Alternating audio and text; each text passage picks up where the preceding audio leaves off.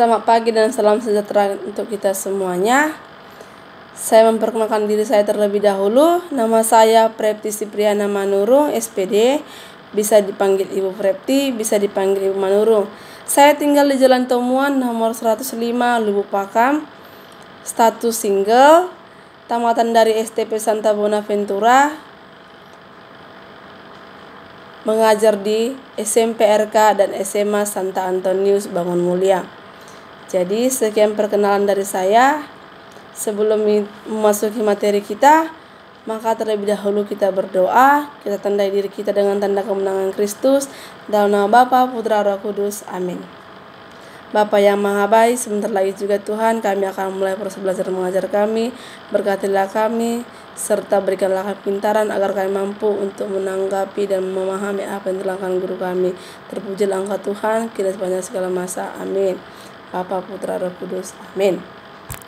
Oke, materi yang Ibu bawakan pada pagi hari ini adalah masih bab 1 tentunya, karena kita masih tahun ajaran baru.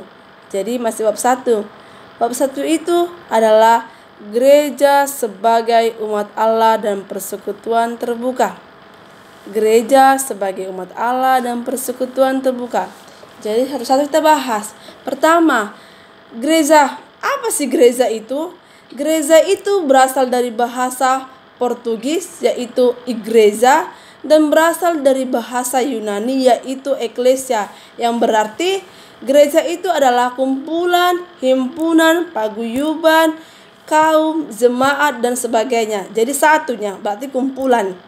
Jadi gereja yang kita maksud sekarang ini adalah orang-orang yang percaya kepada Kristus, yang berkumpul untuk melakukan suatu kegiatan berdoa dan suatu kegiatan beribadah atau untuk memuji Tuhan.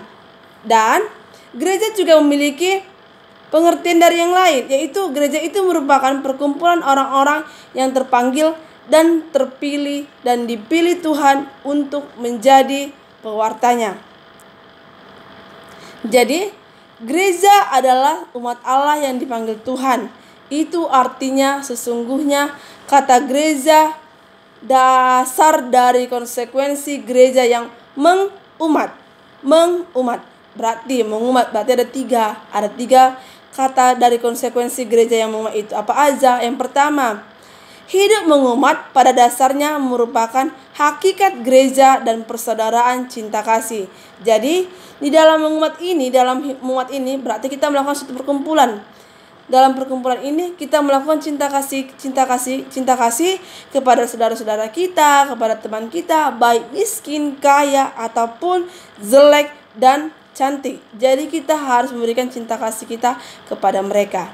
Tidak boleh pandang bulu.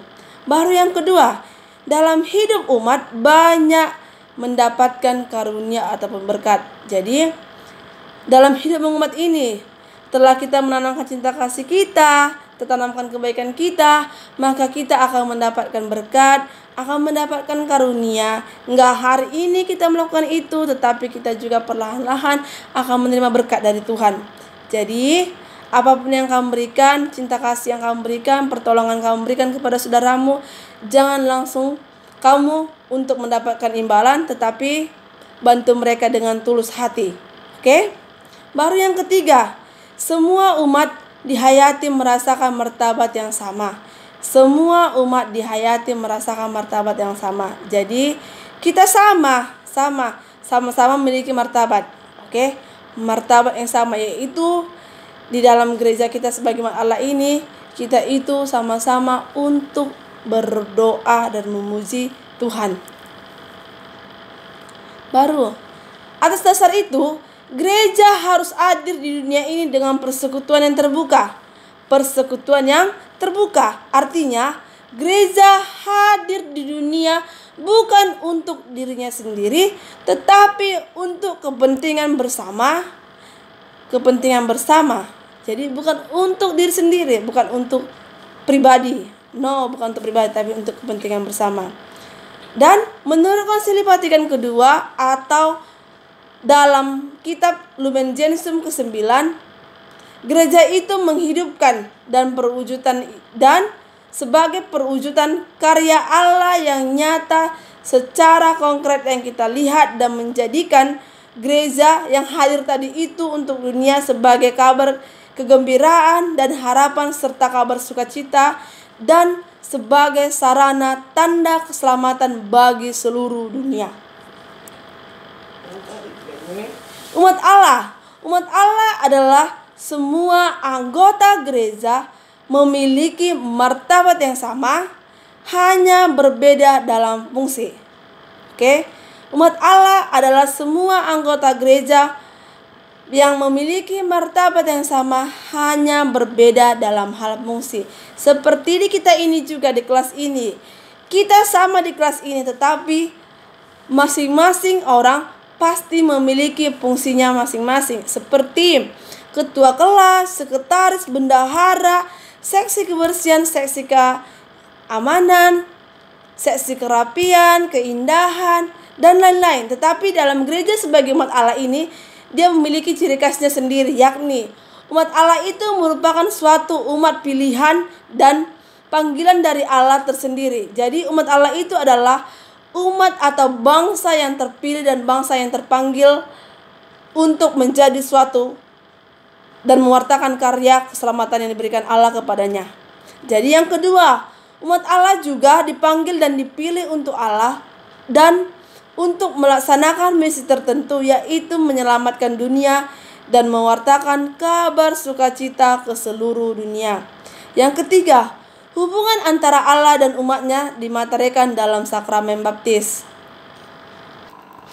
Kenapa tadi dikatakan umat Allah itu dimateraikan dalam sakramen baptis? Karena dalam Konsili Vatikan kedua atau dalam Kitab Lumen Gentium artikel 2, dalam konsili ini yang hendak dikatakan adalah bahwa seseorang yang akan mendapat menjadi anggota umat Allah itu jika ia memang sudah beriman kepada Kristus dan telah dibaptis. Karena sakramen baptis itu adalah sakramen penghapusan dosa dan sakramen yang telah menghapuskan dosa kita dari dosa asal. Yaitu dosa asal itu apa? Dosa yang kita bawa dari ayah dan ibu kita ketika kita lahir ke dunia ini. Jadi umat berasal dari Allah Bapa, kepalanya adalah Yesus Kristus. Tanda khususnya adalah martabat dan kebebasan anak-anak Allah. Hukumnya itu adalah perintah baru akan cinta kasih. Misinya adalah menjadi garam dan terang dunia, dan tujuan akhirnya adalah kerajaan Allah yang sudah dimulai dari dunia ini.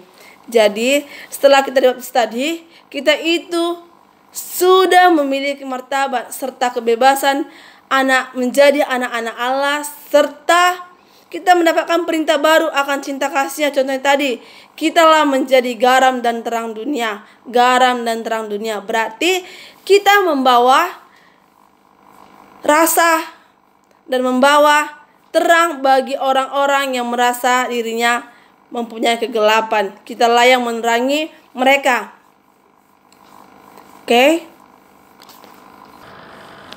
Baru kita masuk gereja sebagai umat Allah itu menurut kitab suci. Jadi gereja sebagai umat Allah adalah hidup dalam persaudaraan dan kebersamaan penuh cinta kasih sebagaimana cara hidup jemaat perdana, yaitu bisa kita ambil dari Kisah Para Rasul 2 ayat 41 sampai 47. Jadi maksudnya dalam kitab tersebut adalah hidup kita mengumat itu banyak karisma dan rupa karunia yang dapat kita lihat, kita terima dan kita gunakan untuk kekayaan gereja.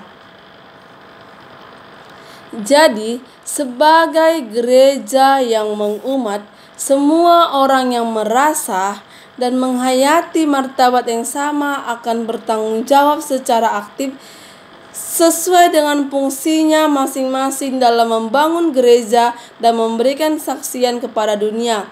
Atau bisa kita ambil dari kitab suci Efesus 4 ayat 11 sampai 13 dan 1 Korintus 12 ayat 12 sampai 18 dan dilanjutkan dengan 28 sampai 29. Sekarang kita mengamati dari buku kita, yaitu 2.2, di mana ajaran gereja tentang Konsili Vatikan kedua bisa kita lihat di sini. Oke, anak-anak ibu bisa dilihat di sini. Ini adalah menurut piramidal yang pertama ini, atau gambar gereja umat Allah modern institusi piramidal. Jadi yang di atas ini adalah paus. Paus adalah pemimpin tertinggi dalam gereja Katolik. Baru yang kedua uskup, yang ketiga imam, yang keempat biara-biarawati, yang kelima umat Allah. Jadi umat Allah ini adalah kita lah yang paling terakhir. Siapa aja umat Allah? Kita. Oke? Kita umat Allah. Jadi inilah para kaum klerus, mereka para yang menerima tahbisan suci, yang diberikan mandat oleh Tuhan untuk mewartakan kabar gembira. Kemudian Bapak Uskup juga memberikan mandatnya kepada Bapak Uskup untuk memimpin suatu wilayah keuskupan. Jadi Bapak Uskup yang memimpin keuskupan ini, keuskupan Agung Medan ini. Kemudian ada imam. Imam adalah imam paroki. Jadi dia yang memimpin wilayah di paroki tersebut. Oke. Baru yang kedua ini maksudnya apa? Gereja umat Allah. Kenapa pausnya di tengah-tengah? Karena dialah Bapa, karena dialah pemimpin yang paling tinggi. Dialah yang akan melindungi para anggotanya, seperti uskup tadi, imam, biara-biarawati, dan awam. Awam itu sama dengan umat Allah ya anakku ya, sama. Oke. Adapun dampak bagi pimpinan, yaitu dampaknya bagi pimpinan hierarki. Yang pertama, pimpinan berfungsi sebagai pelayan bagi umat. Jadi sebagai pelayan, pimpinan harus berada di depan. Seperti di kelas ini, ketua kelas. Jadi setiap ketua kelas itu harus berada di depan. Dialah yang melindungi, dialah yang memimpin anggota-anggotanya. Udah. Jadi pimpinan itu juga harus berada di tengah-tengah umat, bukan di atas umat. Oke? Pimpinan harus berada di tengah umat. Jadi dialah yang merangkul. Seperti ketua kelas yang Ibu bilang tadi, ketua kelas lah yang merangkul semua anggotanya. Oke? Dampak bagi anggota umat. Oke? Dampak bagi anggota umat. Umat turut ambil bagian dalam tritugas Kristus, yaitu yakni sebagai imam, nabi, dan raja. Dalam melaksanakan tritugas itu, umat menyadari dan menghayati persatuan mereka dengan setiap umat lainnya. Jadi, sebab seorang tak dapat menghayati kehidupan imannya seseorang, dan karena selain itu, umat juga ambil bagian dalam kehidupan dengan menggunakan karisma, karunia, dan fungsi yang diberikan Tuhan kepada setiap umat untuk kepentingan dan misi gereja di tengah-tengah masyarakat. Jadi seluruh umat itu bertanggung jawab penuh dalam hidup dan mengumat di tengah-tengah gereja. Baru yang ketiga, dampak bagi hubungan hierarki dan awam. Apa aja sih? Awam tadi sudah saya katakan di awal, awam itu sama dengan umat Allah, umat kita. Jadi awam diperlakukan sebagai partner atau rekan kerja, hierarki bukan pelengkap. Jadi awam itu partner kerja, bukan sebagai pelengkap. Dialah partner kerja. Hierarki dan awam memiliki martabat yang sama tetapi berbeda dalam fungsi. Oke? Memiliki martabat yang sama tetapi berbeda dalam fungsi. Maksudnya, fungsi hierarki tadi adalah sebagai pemimpin, pelayan, dan dialah pengembala kita. Oke? Jadi fungsi kita itu apa sebagai umat Allah? Kita melanjutkan karya yang diberikan hierarki tadi kepada kita, yaitu dengan mengajak teman-teman kita untuk dapat mengikuti kegiatan atau kebaktian pada hari Minggu, serta mengikuti kegiatan-kegiatan lingkungan yang bernilai positif dan serta membangun untuk kehidupan mereka. Oke, sekian materi dari saya. Jika ada yang bertanya, saya persilakan hubungi atau bisa cek dari email Ibu. Kalau kurang jelas yang kurang jelas, langsung chat pribadi dengan saya. Sekian materi dari saya. Terima kasih dan selamat pagi. Tuhan memberkati.